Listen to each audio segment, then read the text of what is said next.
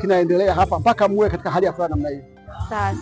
Kwa kweli tunamshukuru Mungu kwa nafasi ya kipekee sana ambayo Mungu ametujalia, na kwa siku ya leo shamla hizi mnazoziona ni kuna sherehe ya kusimika viongozi wa jimbo.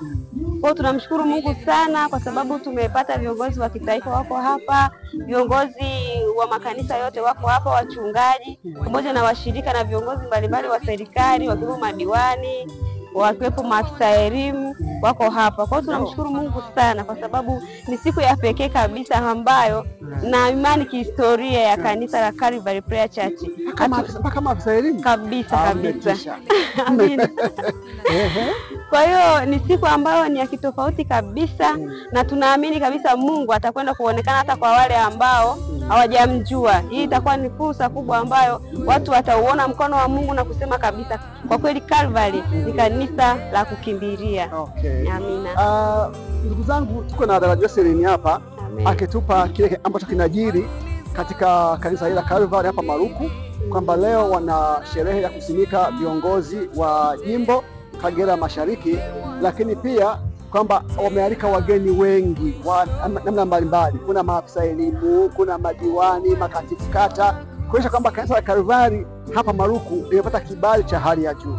Lakini si hivyo tu, ningetamani tutembee tuangalie mazingira kidogo, kwa sababu kuna ili kanisa liko katika hali ya hewa inayovutia. Angalia hii miti, hebu tuende kidogo hapo kwenye miti muone namna ilivyopendeza. Liko katika mazingira mazuri, hakuna joto, hakuna, yani utatamani kukaa Maruku.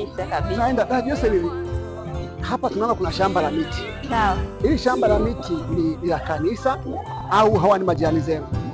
Hili shamba la miti ni la kanisa, ambapo hili shamba nadhani kuanzia hapa miti tunakoiona mpaka mwisho wa hiyo miti ni shamba lote mpaka kule chini. Na hili jengo naloliona hapa linajengwa tayari, liko katika hatua ya kuwezekwa sasa, linakaribia kuwezekwa. Jengo hili ni jengo ambalo tunaandaa ofisi pamoja na nyumba za watumishi watakaokuwa wanakaa hapa kanisani. Kwa hiyo ni ofisi na nyumba za watumishi. Yes. Ndio. Kwa hiyo tunamshukuru Mungu kwa kweli, shamba linaendelea vizuri, lakini pia na ujenzi pia unaendelea vizuri. Nadhani miezi ijayo kidogo tutakuwa katika hatua ya kuwezeka, kwa sababu imeshafika level ya mwisho ya kupandisha tofali. Sasa Jocelyn, samahani, nilipofika hapa nimeona hapa kuna nyasi hizi zinazoona, nyasi hizi za kijani ziko hapa. Yes. Lakini kwa zingine hizi zimetandikwa hii nyasi hizi nyasi kitamaduni, kwa tamaduni za kwetu Bukoba, kwa Wahaya tuseme, sisi hii ni kama carpet. Hata ukienda kwenye majumba ya kuishi kawaida kwenye mazingira yetu, ukiingia ndani unatandikiwa hii. Manake hii ni kama sakafu kwetu. Kwa hiyo ukiona tumetandika hivi ni kama ni carpet ya heshima kwa Muhaya. Kwa hiyo hata ndio maana tumeiweka kuenzi pia na utamaduni wetu. Ndani tumepiga sakafu, lakini nje hatujasahau kuweka asili yetu, asijaiacha. Wow. Kwa hiyo hii ni asili kabisa ambayo ya Muhaya. Hapa mbele kidogo naona kuna watu wako wanafurahi na wanapika. Kwa hapa kuna kula leo. Yaani hapa kwa kweli hapa ni kwamba kila mtu ajiandae vizuri kwenye tumbo lake. Kuna upishi, kuna matunda, kuna pilau, kuna nyama, kuna ndizi. Haya matikiti. Jamani, hebu ndio muone haya matikiti. Hasijawahi kuwa tikiti kubwa kama hili. Tikiti lilivyo kubwa namna hii sijawahi kuona. Haya yanalimwa hapa Bukoba. Yanapatikana Bukoba. Huyu dada anatengeneza vitunguu. Nafikiri leo kuna kula. Amina.